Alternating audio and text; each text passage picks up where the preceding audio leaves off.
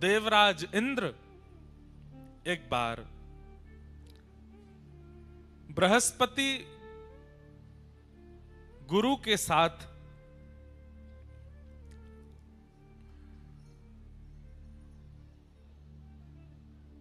महादेव के दर्शन के लिए प्रस्थान करते हैं। देवादिदेव महादेव के दर्शन के लिए इंद्र जा रहे हैं और तभी महादेव ने मन में विचार किया कि हमारे दर्शन के लिए देवराज इंद्र आ रहा है, गुरु बृहस्पति के साथ आ रहा है, इसकी परीक्षा लेनी चाहिए, यह हमारे दर्शन का अधिकारी है कि नहीं। और उसी परीक्षा के रूप में महादेव ने शिव गण का रूप धारण किया और बीच मार्ग में आकर के इंद्र की परीक्षा लेने लगे। रोक लिया मार्ग। देवराज हैं इंद्र, तो जा रहे हैं गुमान में कि हम तो देवताओं के राजा हैं, हमको कौन रोकेगा। तभी शिवगण के रूप में स्वयं शिवजी ही आए और आकर के मार्ग रोक दिया। बोले कहां जा रहे हैं, कौन हैं आप अपना परिचय दीजिए। तो कई बार ऐसा होता है बंधुओं, बड़े लोगों से पूछ लें, बहुत प्रसिद्ध लोगों से अगर पूछ लेते हैं ना कि आप कौन हो, तो उनको बड़ी अपनी तौहीन लगती है। प्रसिद्ध लोगों को ऐसा लगता है कि हमसे ये क्यों पूछा कि हम कौन हैं। इसलिए प्रसिद्ध लोग अपने आसपास 15-20 लोग भी रखते हैं, वो तुम बता देना कौन है हम, हमको नहीं बताना पड़े अपना परिचय। बंधुओं, कभी आपसे कोई पूछ ले आप कौन हो, तो आप कैसे परिचय दो। दासानुदास, ठाकुर जी की कृपा अभिलाषी, श्री प्रिया जी की कृपा की किंकरी पाना चाहते हैं, उनके दासों के चरणों के, उनके दासों के दासों के दास हैं, हम अमुक शहर से हैं, हमारा अमुक नाम है, ऐसा करके बता देना चाहिए। नाम वाम बहुत देर में बताना चाहिए। स्वयं का स्पष्ट परिचय नहीं देना चाहिए, और दें भी तो उसमें अत्यंत दैन्य के साथ देना चाहिए। दैन्य मतलब बहुत झुक करके, बहुत दीन बन करके अपना परिचय देना चाहिए। हम वो बात अलग है कि अब आप अमेरिका जा रहे हो, एम्बेसी में पूछ लिया जाए व्हाट्स योर नेम, अब आप वहां कहो दासानुदास कृपानु आदि आदि तो वहां तो स्थिति के अनुसार कोई राह चलता व्यक्ति पूछ ले, बस में बगल में बैठा व्यक्ति पूछ ले, फ्लाइट का व्यक्ति पूछ ले, ट्रेन में कोई पूछ ले, किसी नगर का कोई व्यक्ति पूछ ले, तो क्या अपना परिचय दो। बोले हम तो किशोरी जी के दास हैं।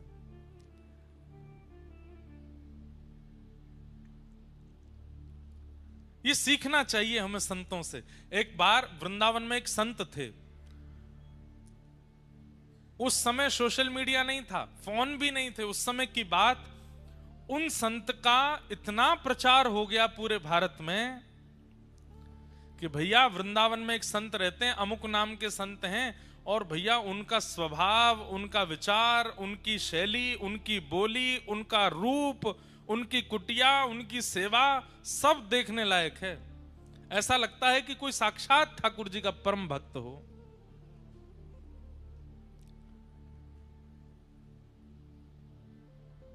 चित्रकूट में एक महात्मा को उनका यश सुनाई दे गया। ध्यान से सुनिएगा। उस समय सोशल मीडिया आदि थे नहीं, गाड़ी बस भी नहीं थी, तांगे चलते थे, और दूर दूर से लोग बहुत मुश्किल से वृंदावन आ पाते थे। तो चित्रकूट में किसी संत ने उनकी जब महिमा सुनी, तो उन्होंने मन में सोचा कि भाई प्राण कब तक तन में रहेंगे, उससे पहले वृंदावन जाके इन महापुरुष का दर्शन कर लेना चाहिए। चित्रकूट से निकले, महीनों चल करके वृंदावन आए। वृंदावन जैसे ही पहुंचे, बिहारी जी के दर्शन की, राधा रमण जी की, राधा वल्लभ जी के दर्शन की इच्छा बाद में थी, पहले उन महात्मा को देखना है, उनके दर्शन करने हैं। संभवतः हरे राम बाबा नाम था उनका, जो वृंदावन के महात्मा थे। तो जगह जगह पूछ रहे थे, भैया वो महात्मा जी कहां रहते। अच्छा, वो परिक्रमा मार्ग में चले जाओ, सीधे जाएंगे तो पानी घाट के बाद में यमुना जी के तट पे ही बाबा की कुटिया है। बोला अच्छा। चलते गए, अब पानी घाट पहुंच गए तो पानी घाट पर जाके पूछा भैया वो बाबा की कुटिया कहाँ है, बाबा की कुटिया कहाँ है। पूछते पूछते एक महात्मा मिले उनको। उन महात्मा से उन्होंने पूछा, सब लोग इधर देखो ध्यान से सुनो। बोले भैया वो वृंदावन के एक महात्मा, उनकी कुटिया कहाँ है। तो वृंदावन के वो महात्मा बोले अच्छा उन बाबा के दर्शन करने। बोले हाँ, मैं अभी थोड़ी देर में वहीं जाने वाला हूं उनके पास ही, आप चाहो तो मेरे साथ चल देना। बोले हाँ भैया, हम तो वैसे भी अपरिचित होंगे तो हमसे तो मिलेंगे भी नहीं, आपका परिचय होगा तो आपके माध्यम से हम मिल लेंगे। तो चित्रकूट के उन महात्मा को एक वृंदावन के महात्मा अपनी कुटिया में ले गए और ले जाके बोले आप इतनी दूर से चल के आए, कुछ पाया नहीं होगा, भोजन कर लीजिए। हाँ भैया थोड़ा सा कुछ पवा दो।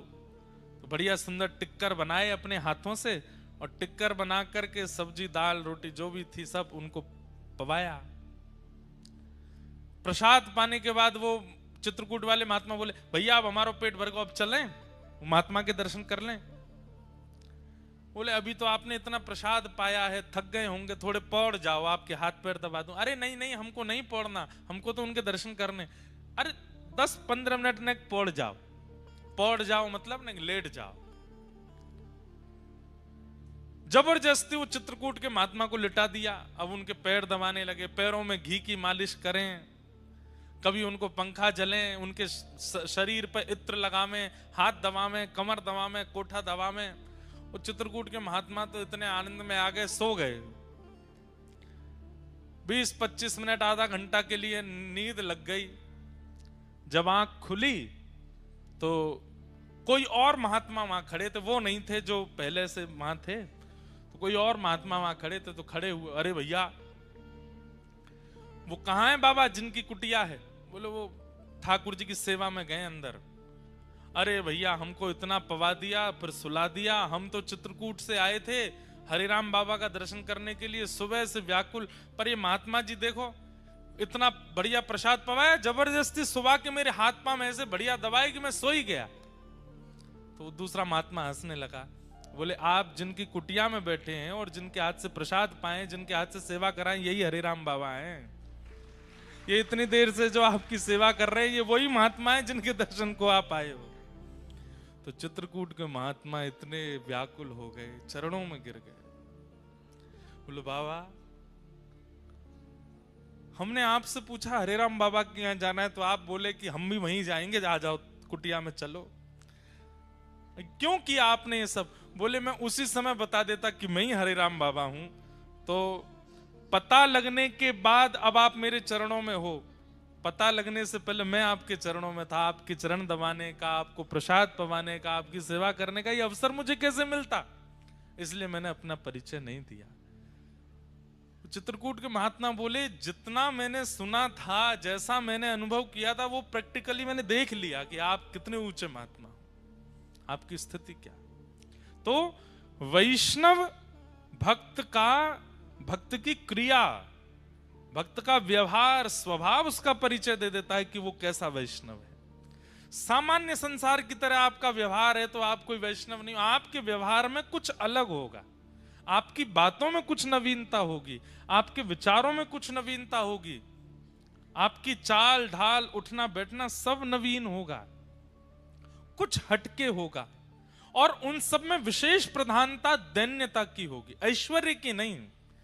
ऐश्वर्य की प्रधानता संसारी जीव में होती है, पर दैन्यता की प्रधानता भक्त जीव में होती है। उसके दीनता दिखेगी आपको उसके व्यवहार में।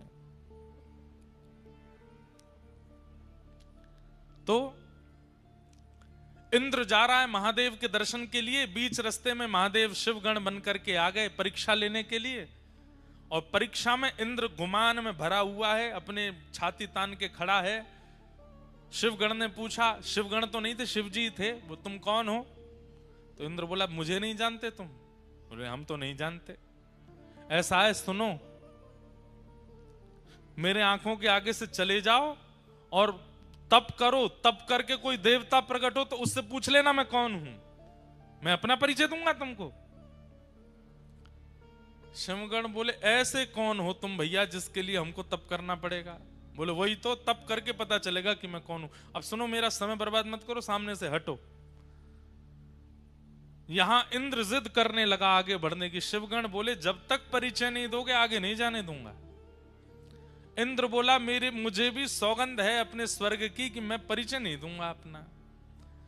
शिवगण बोले मुझे भी अपने गणत्व की सौगंध है, मैं तुझे आगे नहीं जाने दूंगा जब तक तू बताएगा नहीं। बस यही कहा सुनी हो गई।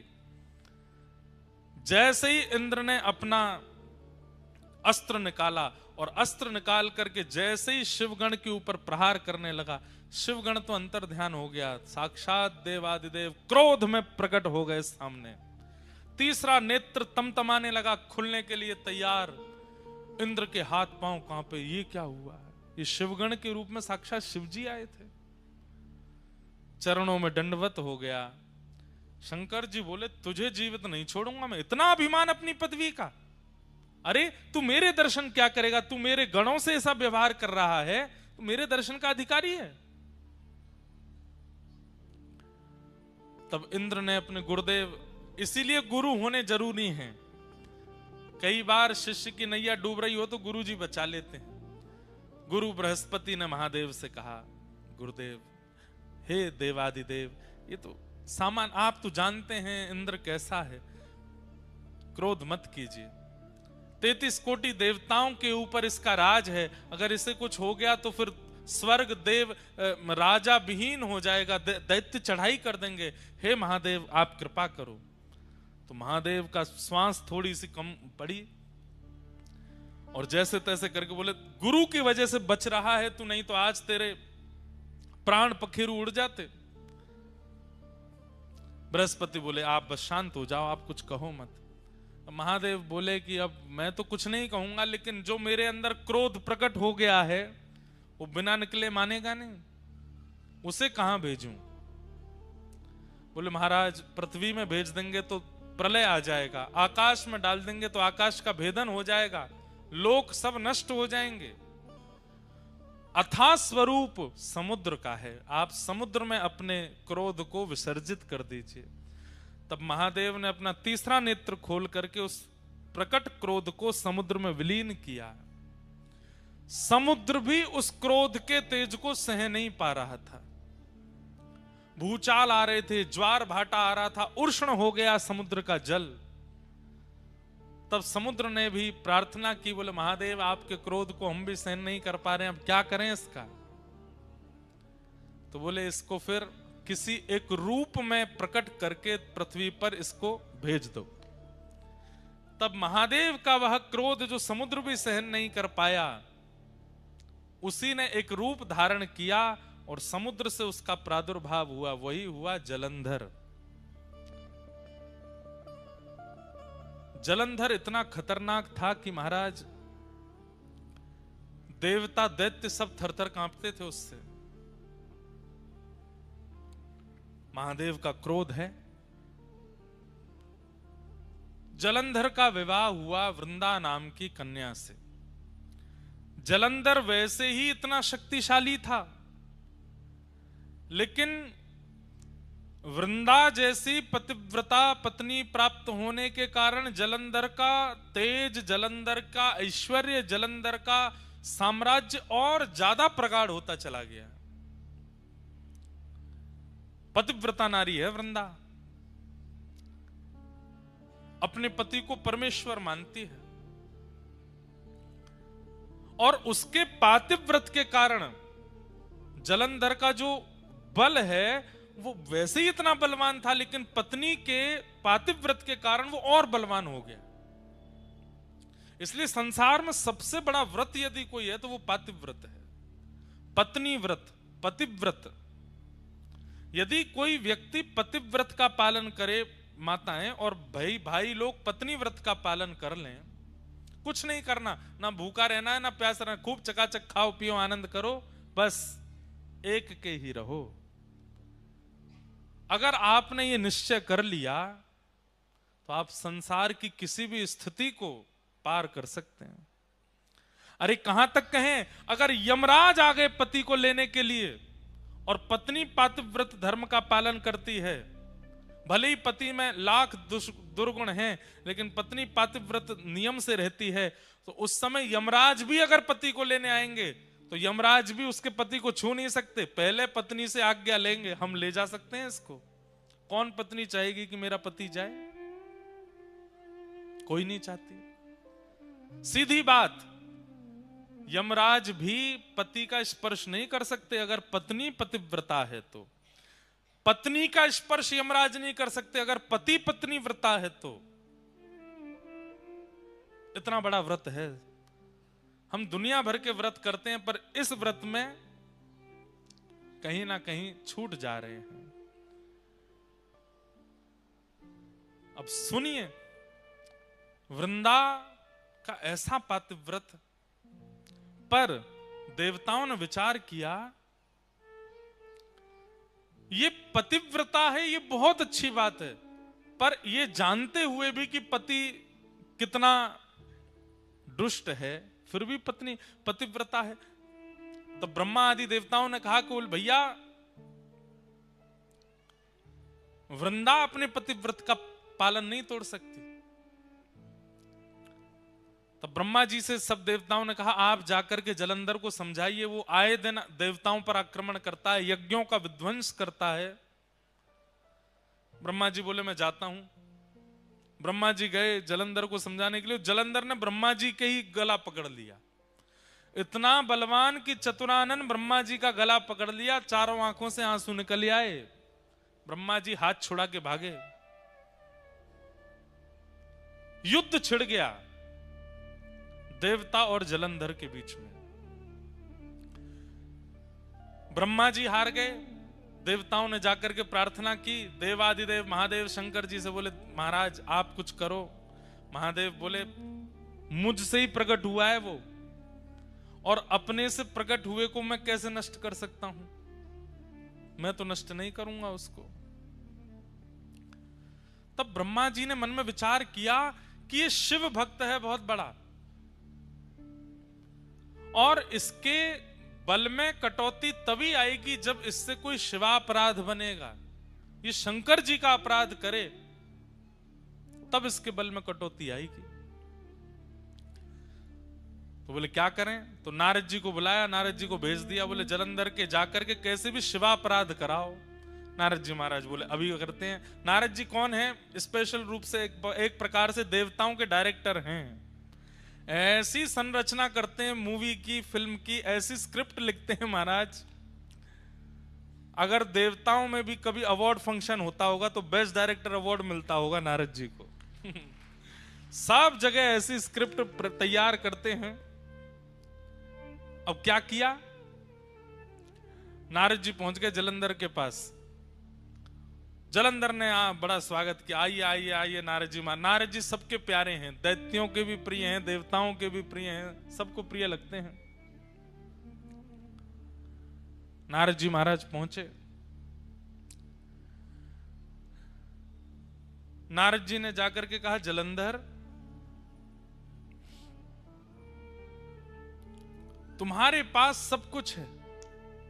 श्री सोमनाथ महादेव की जय। हमारे अर्पण महाराज जी सोमनाथ महाप्रभु हमारे सोमनाथ महादेव के श्री चरणों से पधारे हैं, आपको बारंबार प्रणाम। द्वारिकाधीश भी पधारेंगे, सोमनाथ जी भी आ गए, डाकोर जी भी आएंगे, सब आएंगे कथा में। और आचार्य स्वरूप में, वहां के प्रतिनिधि स्वरूप में, वहां के पुजारी जी, वहां के विद्वान जन ही यहां आकर के प्रतिनिधित्व करेंगे। प्रेम से सब लोग कहो श्री सोमनाथ महादेव की जय।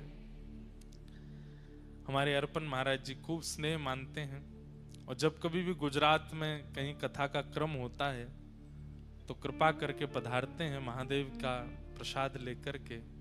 आपको बारंबार प्रणाम वंदन। कथा सुनिए सब लोग। नारद जी महाराज से देवताओं ने कहा आप कुछ करो। बोले क्या करना है? बोले जलंधर से शिवापराध कराओ। जब तक ये शिव जी का अपराध नहीं करेगा तब तक इसको हराना मुश्किल है। तो अच्छा, शंकर जी भी कह चुके हैं कि मैं इसको मारूंगा नहीं। क्यों? क्योंकि मुझसे ही प्रकट हुआ है। देवताओं ने कहा कैसे भी करके इससे शिवापराध बने, और इससे शिवापराध बनेगा तो शंकर जी को आना पड़ेगा इससे युद्ध करने के लिए, और शंकर जी आएंगे तो इसका नाश निश्चित हो जाएगा। नारद जी बोले ये तो हमारे बाएं हाथ का खेल अभी करते हैं। तुरंत पहुंच गए। नारद जी जैसे ही पहुंचे, जलंधर ने प्रणाम किया। पूरी सभा खड़ी होकर के दंडवत करने लगी, जय हो नारद जी महाराज को प्रणाम। नारद जी बोले और जलंधर सब आनंद मंगल। बोले भगवान सब आपकी कृपा है, देखिए ना मेरा दसों दिशाओं में कैसा यश हो रहा है। देवता थर थर कांपते हैं मेरे कारण। मैं स्वर्ग की ओर दृष्टि कर लेता हूं तो स्वर्ग में भूचाल आ जाता है। मैं चाह जाऊं तो समुद्र में लहरें नहीं आती। मैं चाह जाऊं तो सूर्य उदय नहीं होते। मैं चाह लूं तो 7 दिन तक चंद्रमा को प्रकाश देना पड़ता है, शीतलता देनी पड़ती है। आपकी कृपा से सब कुछ है भगवान, कोई कमी नहीं है मेरे पास में। नारद जी बोले नहीं, तुम्हारे पास सब कुछ है, बस एक नहीं है। बोले क्या? अति सुंदर पत्नी नहीं है तुम्हारे पास। जलंधर बोला अरे मेरी पत्नी वृंदा, आपने देखा नहीं उसको, कितनी सुंदर है। बोले ठीक है, सुंदर है तुम्हारी वृंदा पत्नी, पर इससे भी लाख गुना ज्यादा सुंदर एक है, वो तुम्हारे पास नहीं है। जलंधर तुरंत खड़ा हो गया, किसके पास है आप कहिए, और आप यहीं बैठे रहिएगा, मैं अभी लेके आऊंगा। बोले देव आदिदेव महादेव के बगल में विराजमान श्री पार्वती जी, वो हैं सबसे सुंदर। जलंधर पहले तो रुक गया, वे तो मेरे इष्ट हैं, मुझे उन्होंने प्रकट किया है, मैं उनकी पत्नी कैसे ला सकता हूं। जैसे ये थोड़ा संकोच में आया, नारद जी उठने लगे। बोले हमको पता था अभी तुम्हारी इतने दिग्गज नहीं हुए तुम। ठीक है, तुम्हारा बल है, तुम्हारा प्रकाश है, तुम योग्य हो, पर इतने अभी नहीं हुए हो। नहीं नहीं नहीं नहीं, आप रुकिए, बैठिए। मेरे इष्ट हैं तो क्या हुआ, सब पर विजय प्राप्त कर ली, अब इष्ट पर ही विजय प्राप्त करूंगा। और तुरंत महाराज अपनी तलवार सेना लेकर के सीधा, सबसे पहले तो उसने शुंभ निशुंभ को भेजा, जाओ जाकर के महादेव से कह दो मैं उनकी बड़ी प्रार्थना करता हूं, मैं उनको बहुत मानता हूं, मुझे युद्ध नहीं करना, वे मेरे राजी राजी अपनी पत्नी मुझे हवाले कर दें, मैं युद्ध नहीं करूंगा। शुंभ निशुंभ गए, प्रतीक्षा करता रहा, 5-6 दिन हो गए। पूछा, बोले भैया कहाँ है हमारे वो दोनों गण गए थे? तो बोले वो लौट के ही नहीं आए, महादेव ने मार दिया उनको। अच्छा, इसका मतलब ये भयभीत नहीं है मेरे प्रकोप से, मेरे बल से, मुझे बताना पड़ेगा। और तुरंत महादेव पर भी चढ़ाई कर दी, युद्ध करने लगा। महादेव से युद्ध करने लगा। है तो स्वयं महादेव का ही तेज, महादेव का ही क्रोध। अब यहां महादेव के अंदर भी क्रोध है, और वह क्रोध किससे लड़ रहा है? अपने ही उतने ही बलशाली क्रोध से लड़ रहा है। जितना बल, जितना पराक्रम, जितना तेज, जितना योग्य महादेव का क्रोध है, उतना ही योग्य तो वह भी है, क्योंकि वो वही तो है जिससे वो लड़ रहे हैं। महादेव लड़ते लड़ते बोले भैया ये हमारा क्रोध ही तो है, दोनों 100 नंबर के ही हैं हमारे अंदर जो क्रोध है, और ये वही एक ही बात है, ये 1% भी कम हो तो इससे युद्ध किया जाए, ये पूर्ण परिपूर्ण वही है जो मेरे अंदर क्रोध है। तब सब देवता बोले अब तो एक ही उपाय है। बोले क्या? नारायण के पास चलो। तब शंख चक्र गदा पद्मधारी नारायण के पास गए और कहा भगवान अब आपको युद्ध भूमि में आना पड़ेगा, आप ही इसका नाश कर सकते हो। ब्रह्मा जी भी कर चुके, महादेव तो कर ही रहे हैं, अब आप और आओ। नारायण बोले अभी आते। शंख चक्र गदा पद्म धारण करके चतुर्भुज रूप धारी जैसे ही नारायण प्रकट हुए, जलंधर ने जैसे ही नारायण भगवान का दर्शन किया, तुरंत अस्त्र शस्त्र छोड़ दिए, चरणों में गिर गया। बोले जय हो जीजा जी प्रणाम। भगवान बोले ये क्या बोला? अब हमारे ठाकुर जी तो बड़े करुणावतार हैं। जैसे ही जीजा जी कहा, ठाकुर जी ने तो अस्त्र शस्त्र अंतर ध्यान कर दिए। बोले भैया सब देवताओं क्षमा करो।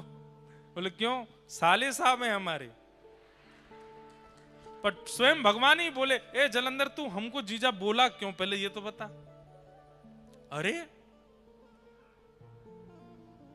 महादेव का जब क्रोध प्रकट हुआ इंद्र के ऊपर, और जब वह क्रोध इंद्र पर ना डाल पाए तो कहां भेजा उस क्रोध को? बोले समुद्र में। और आपकी पत्नी लक्ष्मी जी कहां से प्रकट हुई है? बोले समुद्र से। तो इस नाते में भैया हुआ ना उनका, आप मेरे जीजा जी हो गए। नारायण भगवान बोले भाई बढ़िया संबंध निकाला। देवताओं से कहा भैया आई एम सॉरी, अब इसको नहीं मारेंगे हम, ये तो हमारा साला है। अच्छा, उसने जीजा जी कहकर के प्रणाम जो किया तो लक्ष्मी भी प्रकट हो गई। अरे मेरे भैया, देवता तो बड़े भयभीत हो गए, बोले कि भाई अब क्या होगा। तुरंत ले गए नारायण भगवान को अपने घर में जाकर के स्थापित कर दिया। जलंधर ने पत्नी से कहा, देवी तुम नित्य मेरी आराधना करती हो, अपना पातिव्रत धर्म का पालन करती हो, अब उसमें इनकी भी आराधना करो। अब जलंधर की स्थिति हो गई, वो और ज्यादा बलशाली हो गया। क्यों? नारायण कृपा हो गई उसके ऊपर।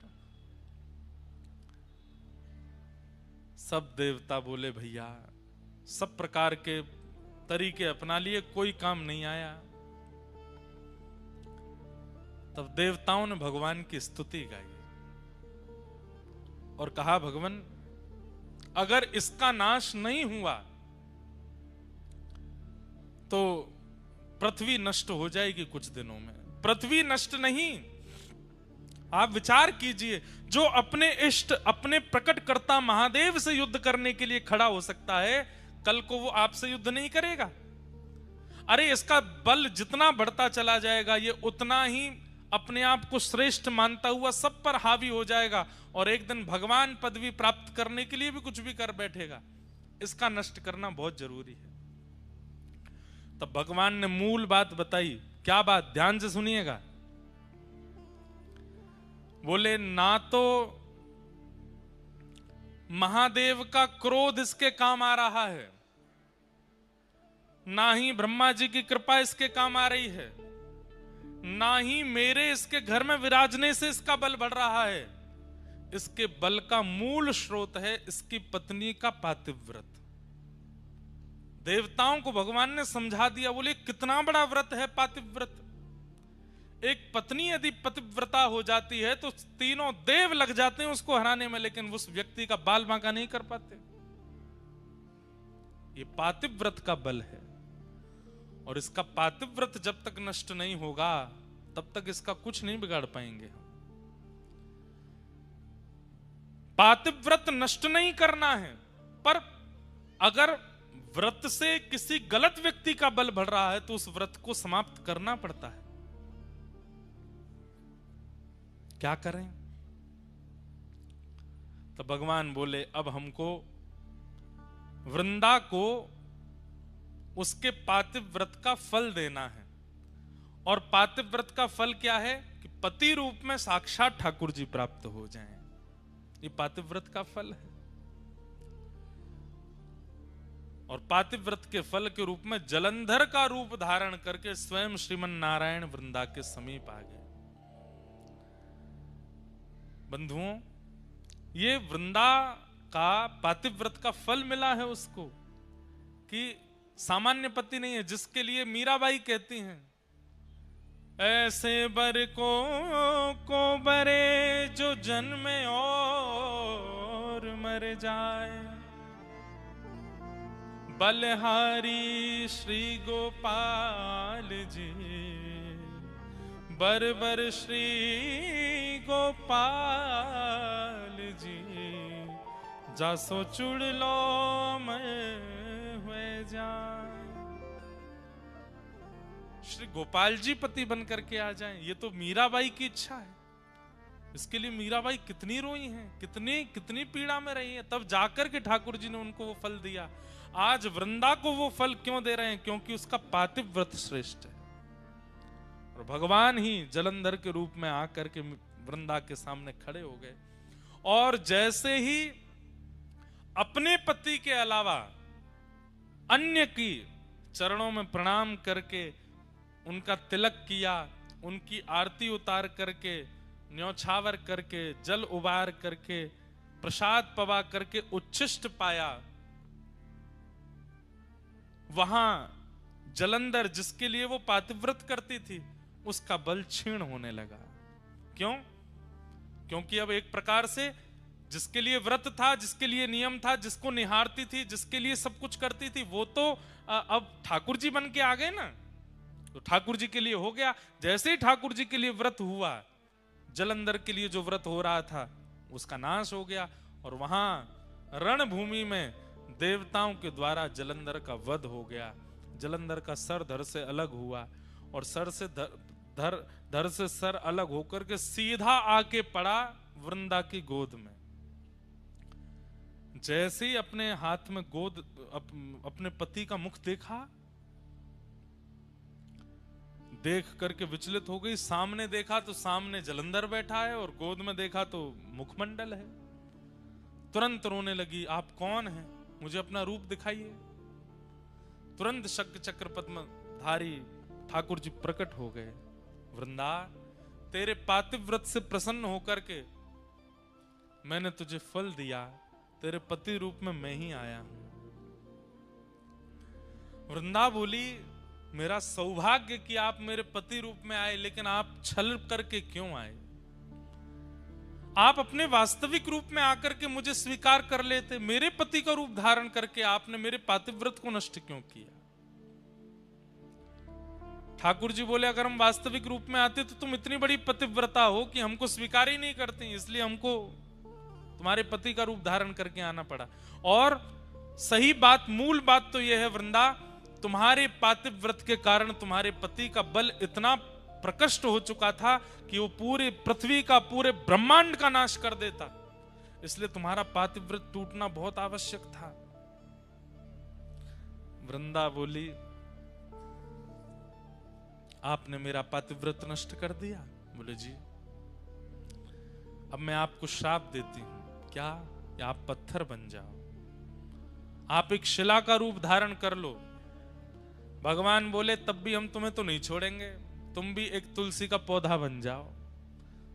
तुम संग रहोगी तो पाएंगे, तुम संग रहोगी तो बैठेंगे, तुम संग रहोगी तो पिएंगे, क्योंकि तुम्हारे पातिव्रत से प्रसन्न होकर हमने तुमको अब चुन लिया है। अब तुम चाह करके भी हमसे दूर नहीं जा पाओगी।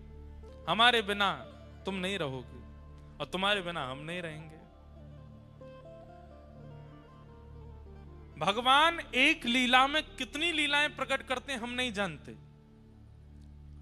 एक वैश्या ने भगवान के लिए तप किया और तप करके जब भगवान प्रकट हुए तो भगवान से वरदान मांगा, जैसे श्री यशोदा जी को आप सुख देते हैं, उनकी कोख से आप जन्म लेते हैं, जैसे कौशल्या जी के गर्भ से आप जन्म लेते हैं, ऐसी मेरे गर्भ से भी आपका जन्म हो, ऐसी कृपा कर दो।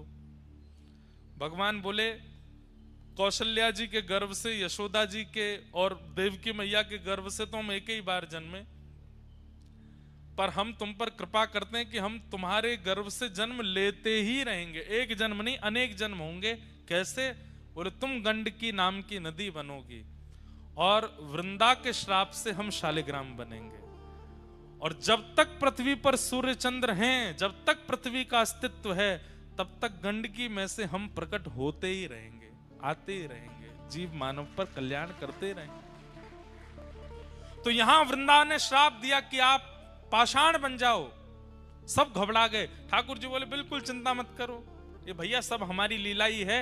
ये पाषाण का श्राप देगी तभी उस वैश्या के वरदान को हम पूर्ण कर पाएंगे। वो नदी बन करके गंडकी आ गई, अब हम जा रहे हैं, हम शालिग्राम बन के आएंगे, लेकिन हमारी भी शर्त है। क्या?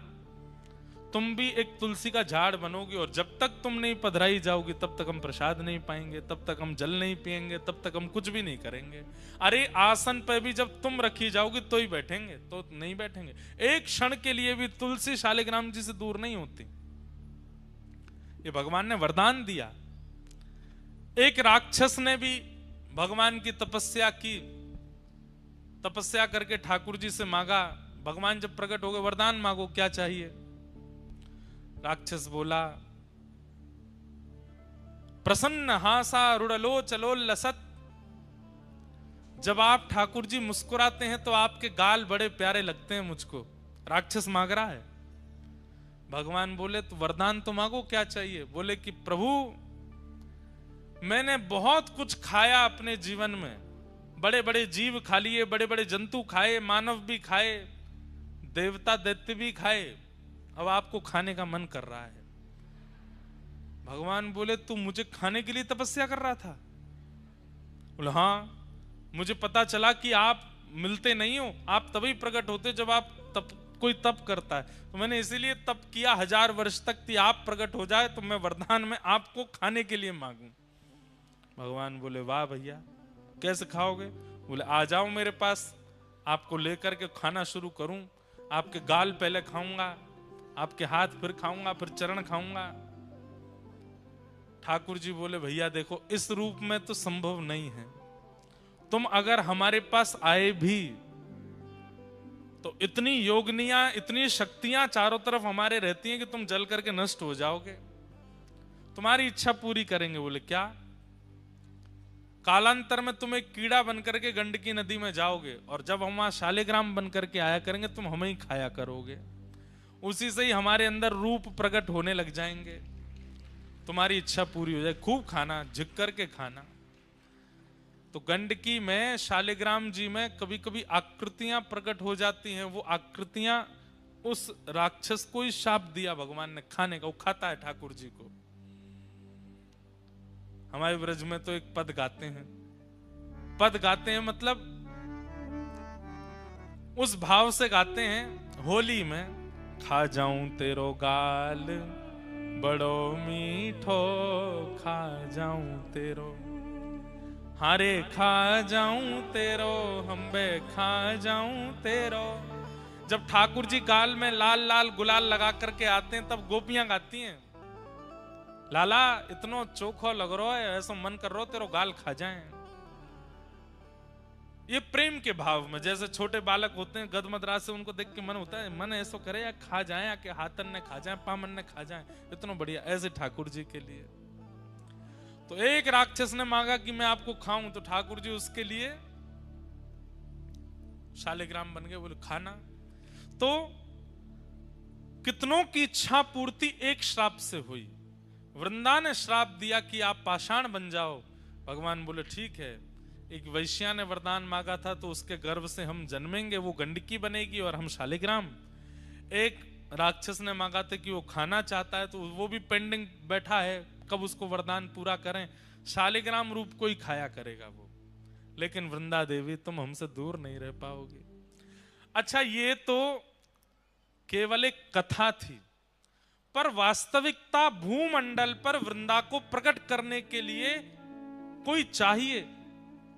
जैसे राम जी को आने के लिए दशरथ और कौशल्या चाहिए, ठाकुर जी को आने के लिए देवकी वसुदेव चाहिए।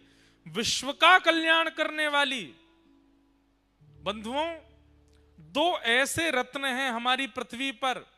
इन रत्नों का नित्य आश्रय लेने वाला व्यक्ति कभी यमलोक के दर्शन नहीं करता। उसमें पहला श्री गौ माता और दूसरी वृंदा देवी तुलसी महारानी। इनका नित्य दर्शन करने वाले को कभी यमलोक का दर्शन नहीं होता। तो वृंदा तो ठाकुर जी की ही हैं। अभी सुनिएगा कथा। वो तो आना चाहती है पृथ्वी पर, श्री कृष्ण आएंगे तो लीला के लिए वृंदा को प्रकट होना है। पर वृंदा ऐसे सामान्य रूप से प्रकट नहीं होगी, उसके लिए पृष्ठभूमि चाहिए। ऐसे कोई कौशल्या जैसी, कोई देवकी जैसी, कोई यशोदा जैसी मां चाहिए। तो भगवान ने जलंधर की पत्नी वृंदा को माध्यम बनाया। क्यों? श्राप देने के बाद में वृंदा ने प्रण लिया कि मैं अब अपने पंच भौतिक देह को नष्ट कर दूंगी। और जैसे ही वृंदा ने अपने शरीर को जलाकर के भस्म बनाया, भस्म जैसे ही बनी, ठाकुर जी ने गोलोक धाम की ओर देखा और श्री गोलोक धाम से श्री वृंदा देवी की मंजरियों को लाया गया। और भगवान ने कहा, अब पृथ्वी पर सबसे शुद्ध तुलसी के प्राकट्य होने की अगर कोई पृष्ठभूमि है, कोई मिट्टी है, कोई रज है, तो वो वृंदा, पातिव्रती वृंदा की ये शरीर की जो भस्म है ये है। इसमें इन मंजरियों को बो दो।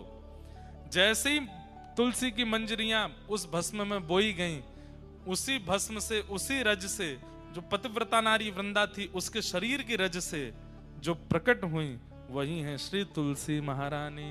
बोलो तुलसी महारानी की जय। भगवान बोले अब मंगल होगा विश्व का, विश्व का मंगल करने वाली अब तुलसी जी गोलोक धाम से भूमि पर प्रकट हो चुकी हैं।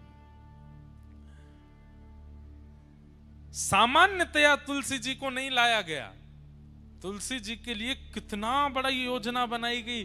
बोले अखंड पतिव्रता नारी होगी, उसके कोख से तुलसी जी प्रकट होंगी। पर तुलसी जी क्योंकि एक वृक्ष के रूप में प्रकट होने वाली हैं, तो इनके लिए कोख क्या है? रज। कोख क्या है? मिट्टी। और वो कैसे बने? बोले पतिव्रता नारी जब अपने शरीर का त्याग करके रज बन जाएगी तो उससे प्रकट होंगी तुलसी। तो वृंदा जी की रज से तुलसी महारानी प्रकट हुई और तभी देवी देवता प्रकट हो गए। क्यों? नारायण भगवान तो धीरे धीरे पाषाण बन गए, शालिग्राम बन गए, और यहां वृंदा महारानी तुलसी जी के रूप में प्रकट हो गई। तुरंत देवी देवता आए, आकर के गठबंधन किया और तुलसी शालिग्राम जी का विवाह कर दिया, दोनों को एक कर दिया आज ही के दिन। इसलिए आज तुलसी शालिग्राम विवाह महोत्सव भी है, तुलसी शालिग्राम जन्म महोत्सव भी है। आज शालिग्राम जी की जन्म तिथि भी है, तुलसी जी की जन्म तिथि भी आज ही के दिन प्रकट हुई है, आज ही के दिन इनका प्रादुर्भाव हुआ है। ऐसी वृंदा महारानी तुलसी महारानी को हम बारंबार प्रणाम करते हैं, शालिग्राम प्रभु को हम बारंबार वंदन करते हैं। बंधुओं, हमारे कई शास्त्रों के अनुसार माताएं शालिग्राम जी की पूजा नहीं करती, पर माताओं को विशेष रूप से तुलसी जी की पूजा करने का अधिकार है। भाई लोग शालिग्राम जी की पूजा करें और माताएं तुलसी जी की आराधना करें। शालिग्राम जी से भी अधिक फल मिलता है तुलसी जी की पूजा करने से। कहते हैं जिस घर में तुलसी जी विराजमान होती हैं, उस घर में कभी यमराज नहीं जाते। जिस घर में तुलसी जी की आराधना होती है विधिवत रूप से, उस घर में पितरों को तर्पण आदि किया जाता है, पितरों का पिंडदान आदि किया जाता है। पर वास्तविकता में जिस घर में तुलसी हरी भरी खूब मात्रा में विराजमान होती हैं, उस घर के पितृ मुक्त हो ही जाते हैं। जिस घर में चंदन घिसने के बाद में तुलसी जी को थोड़ा सा, तुलसी जी की जो काष्ठ होता है या तुलसी जी का पत्र घिस करके चंदन में अगर मिला दिया जाए थोड़ा सा, और उसको ठाकुर जी को निवेदित किया जाए, फिर ठाकुर जी को निवेदित करने के बाद अपने अंग पर लगाया जाए, तो जन्म से लेकर के तुलसी अंकित चंदन लगाने तक, उस दिन तक जितने पाप बने सब नष्ट हो जाते हैं तुलसी जी का चंदन लगाने से। तुलसी जी के जो काष्ठ हैं, तुलसी जी की जो लकड़ी होती है, हमने परम पूजनीय प्रातः स्मरणीय श्री मलुकपीठ वाले महाराज जी को देखा। इतनी बड़ी तुलसी जी की काष्ठ एक रहती है उनके पास, उसमें नित्य अग्नि प्रज्वलित करते हैं, और उस तुलसी जी के काष्ठ की अग्नि से 1000 दिए जलाते हैं महाराज जी नित्य संध्या में शाम को। तो हमने महाराज जी से पूछा, मैंने महाराज जी इसका क्या फल है? तो महाराज जी बोले तुलसी जी के काष्ठ से एक दिया प्रज्वलित करने से 1000 दिए प्रज्वलित करने का फल मिलता है। दिए प्रकट करते ही ठाकुर जी को जब अर्पित किए जाए, ठाकुर जी बड़े प्रसन्न हो जाते हैं। पर तुलसी जी के काष्ठ से जब दिया जलाया जाता है तो एक दिया जलाने के 1000 दिया जलाने का फल, मतलब ठाकुर जी अत्यंत प्रसन्न हो जाते हैं। लेकिन महाराज जी 1000 दिए जलाते हैं नित्य एक तुलसी काष्ठ से, और इतने छोटे छोटे छोटे छोटे दिए 1000 दियों का एक इतना बड़ा बना लेते हैं, उसको प्रज्वलित करते हैं और फिर ठाकुर जी की आरती करते हैं। उससे ठाकुर जी इतने प्रसन्न होते हैं उससे। तो हरी भरी तुलसी हो तब मत कुछ करना। जब काष्ठ कहीं तुलसी जी के आसपास कहीं प्रकट हो जाए, टूट के अपने आप नीचे आ जाए, उसको संभाल के रख लीजिए। नित्य उस काष्ठ में थोड़ी अग्नि प्रज्वलित करो, उससे दिया जलाओ। दिया जलाने के बाद उस अग्नि को बुझा के उसकी रज अपने माथे से लगा के काष्ठ को रख दो। इतने प्रसन्न होते हैं ठाकुर जी उससे प्रकट दिए से आरती करने से। अभी तो कार्तिक का महीना, हमारे यहाँ तो तुलसी जी से ही आरती करते हैं वृंदावन में। ठाकुर जी बहुत प्रसन्न होते हैं। तुलसी जी जिस गमले में लगी हो उसकी रज, तुलसी जी की रज लेकर के कभी कभी आप तिलक धारण कर सकते हैं, और वह तिलक धारण करने से शरीर में अगर कोई बहुत गंभीर बीमारी, और सबसे बड़ी बीमारी तो भैया आजकल बुद्धि में आ जाती है, विचारों की बीमारी, नकारात्मक बीमारी, शक पैदा होने वाली बीमारी, और सही बात है गलत मार्ग पर चलने वाले विचार चित्त में आने लगते हैं। तुलसी जी की रज अपने माथे से लगाने से और माथे पर रज लगा के ठाकुर जी की आराधना करने से विचार शुद्ध होते हैं। बड़ी महिमा है तुलसी जी की।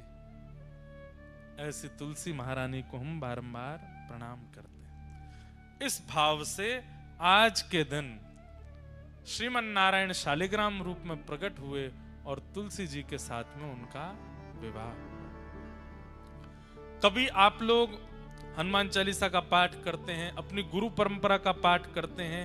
अरे छोटे छोटे बच्चे अध्ययन भी करते हैं, अपने पढ़ाई स्कूल की कर रहे हैं, तो तुलसी जी का गमला तो बहुत सामान्य, उठा करके अपने कक्ष में विराजमान कर लो पढ़ते समय, और अपने पास में तुलसी जी रख करके आप पढ़ना प्रारंभ कीजिए। जो पढ़ेंगे भूलेंगे नहीं।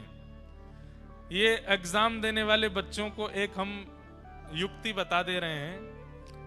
तुलसी जी का गमला उसकी पहले, और ऐसे नहीं कि वैसे तो तुलसी जी को पूछते नहीं, एग्जाम वाले दिन ही ले गए उठा करके, बैठो तुलसी जी पास कराओ, नहीं। तुलसी जी की नित्य आराधना आज से ही शुरू कर दीजिए। आज्ञा लेकर के तुलसी जी के पत्र तोड़ने चाहिए। द्वादशी के दिन तुलसी जी के पत्र नहीं तोड़ने चाहिए। तुलसी जी के जितने भी पत्र और आदि आदि जो नीचे गिर जाते हैं, उन सबको भी प्रणाम करके सबको इकट्ठा करना चाहिए। अगर वो बहुत सूख जाएं तो उनका चूरा बना करके, जिस दिन निषेध है तुलसी जी तोड़ना, उस दिन वही प्रयोग करके ठाकुर जी का भोग लगाया जा सकता है। और तुलसी जी की एक और महिमा, अगर तुलसी जी तोड़ नहीं सकते हैं, तुलसी जी का चयन नहीं कर सकते हैं, तो ठाकुर जी पर चढ़ी भई तुलसी उठाओ, उस पर नेक जल डालो, वही दोबारा भोग में अर्पित कर दो, वो पवित्र ही मानी जाती है। तुलसी जी की बनी कंठी माला कंठ में धारण करने वाले व्यक्ति के पीछे पीछे ठाकुर जी खिंचे चले जाते हैं। जहां जहां वो व्यक्ति जाता है, ठाकुर जी कहते हैं मैं संग ही रहता हूं। जो गले में कंठी माला पहनता है तुलसी जी के, जो तुलसी जी के मनके पर नाम जप करता है, भगवान कहते हैं कि उसके नाम जप से, मंत्र जप से मैं बहुत प्रसन्न रहता हूं। उसके नाम में, मंत्र में फिर आलस्य, दंभ आदि आदि जो विकार हैं ये आने बंद हो जाते हैं अगर वो तुलसी जी पर नाम उच्चारण करता है तो। और सीधी बात, आप अन्य किसी भी भाव में अगर नाम जप करते हैं तो ठाकुर जी को पता तो चल जाता है नाम जप कर रहा है, पर तुलसी जी पर जब नाम जप करते हैं तो ठाकुर जी थोड़ी पे हाथ धर के सुनते हैं आपके नाम जप को, आपके मंत्र को, आपके भाव को। ठाकुर जी को इतना प्रसन्न है। ऐसी तुलसी जी की महिमा है, उन्हें हम बारंबार वंदन करते हैं, बारंबार प्रणाम करते हैं। बोलो तुलसी महारानी की। मेरे अंगना में तुलसी को बिरवा, मेरे अंगना में तुलसी को बिरवा। अरे भैया, या पद में किशोरी जी बताए के गई हैं। बरसानो बता दियो, अपनो नाम बता दियो, अपनी गली बता दी, मोहल्ला बता दियो, लेकिन अंत में ठाकुर जी को क्या बता के गई किशोरी जी? मेरे अंगना में तुलसी को बिरवा, मेरे अंगना में तुलसी को बिरवा, मेरे अंगना में तुलसी को बिरवा, मेरे अंगना में तुलसी को बिरवा, ओ मेरे अंगना में तुलसी को बिरवा, मेरे अंगना में तुलसी को बिरवा, हाँ मेरे अंगना में तुलसी को बिरवा, मेरे अंगना में तुलसी को बिरवा, तुलसी निशानी बताए गई रे, तुलसी निशानी बताए गई रे, हाँ तुलसी निशानी बताए गई रे, तुलसी निशानी बताए गई रे। कौन बरसाने की छोरी राधा गोरी गोरी, बरसाने की छोरी राधा गोरी गोरी, बरसाने की छोरी राधा गोरी गोरी, बरसाने की छोरी राधा गोरी गोरी, ओ करके इशारों बुलाए गई रे, करके इशारों बुलाए गई रे, हाँ करके इशारों बुलाए गई रे, करके इशारों बुलाए गई रे। कौन बरसाने की छोरी राधा गोरी गोरी, बरसाने की छोरी राधा गोरी भैया गोरी। देखो जो सब लोग करताल बजा रहे हैं नृत्य कर रहे हैं वो तो बढ़िया ही है, और जो चुपचाप बैठे हैं, आज ठाकुर जी को ब्याह है, आज ब्याह भयो है, भुजा उठा करके करताल बजाओ सब लोग, बोलो वृषभानु के जमाई की।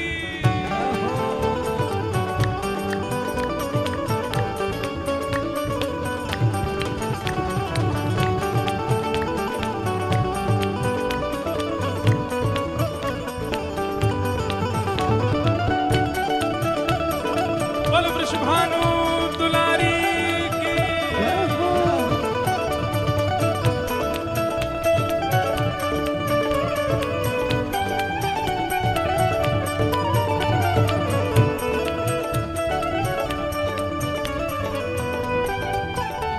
और ओ जो कान्हा मेरो काम न जाने, जो कान्हा मेरो गाम न जाने, जो कान्हा मेरो काम न जाने, जो कान्हा मेरो गाम न जाने, हो मेरो काम न जाने, मेरो गाम न जाने, मेरो काम न जाने, मेरो गाम न जाने। अरे ये तो सब कोई जाने। सब कोई जाने, किशोरी जी कह रही है मेरो काम न जाने, वो तो सबन को पता है। अरे मेरो काम न जाने, मेरो गाम न जाने, मेरो काम न जाने, मेरो गाम न जाने। अरे ये तो सब कोई जाने, सब कोई जाने, ये तो सब कोई जाने, सब कोई जाने। ओ मेरो काम न जाने, मेरो गाम न जाने, मेरो काम न जाने, मेरो गाम न जाने। जो कान्हा मेरो काम न जाने, कान्हा मेरो गाम न जाने, जो कान्हा मेरो काम न जाने, जो कान्हा मेरो गाम न जाने।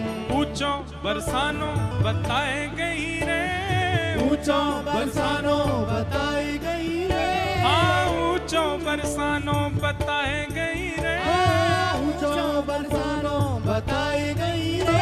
कौन बरसाने की छोरी राधा गोरी गोरी, बरसाने की छोरी राधा गोरी गोरी, बरसाने की छोरी राधा गोरी गोरी, बरसाने की छोरी राधा गोरी गोरी।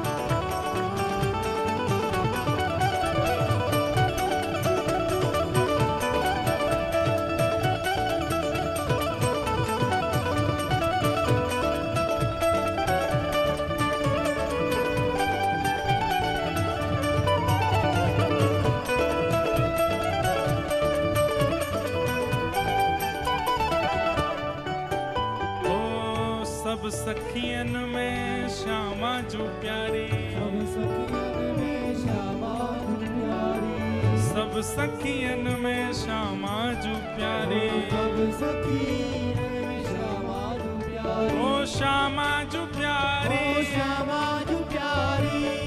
भुजा उठा के पूरे बेग से कहो, ओ मेरी श्यामा जो प्यारी, मेरी श्यामा जो प्यारी, मेरी श्यामा जो प्यारी, मेरी श्यामा जो प्यारी, वृषभानु दुलारी, शबान दुलारी, बरसाने वाली, बरसाने वाली, मेरी श्यामा जो प्यारी, मेरी श्यामा जो प्यारी, मेरी श्यामा जो प्यारी, मेरी श्यामा जो प्यारी। सब सखियन में श्यामा जो प्यारी, सखियन में श्यामा प्यारी, ओ सब सखियन में श्यामा जो प्यारी, सब सखियन में श्यामा जो प्यारी, हाँ सब सखियन में श्यामा जो प्यारे, सब सखियन में श्यामा जो प्यारी। मोहन के मन को लोभाए गई रे, मोहन के मन को, लुभाए गई रे, मोहन के मन को लोभाए गई रे, मोहन के मन को लुभाए गई रे। कौन?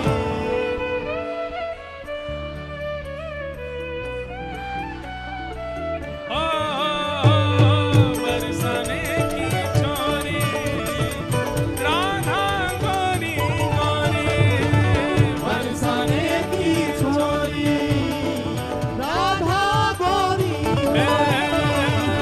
बरसाने की छोरी राधा गोरी गोरी, बरसाने की छोरी राधा गोरी ओ गोरी। करके इशारों बुलाए गई रे, करके इशारों बुलाए गई रे, हाँ करके इशारों बुलाए गई रे, करके इशारों बुलाए गई रे।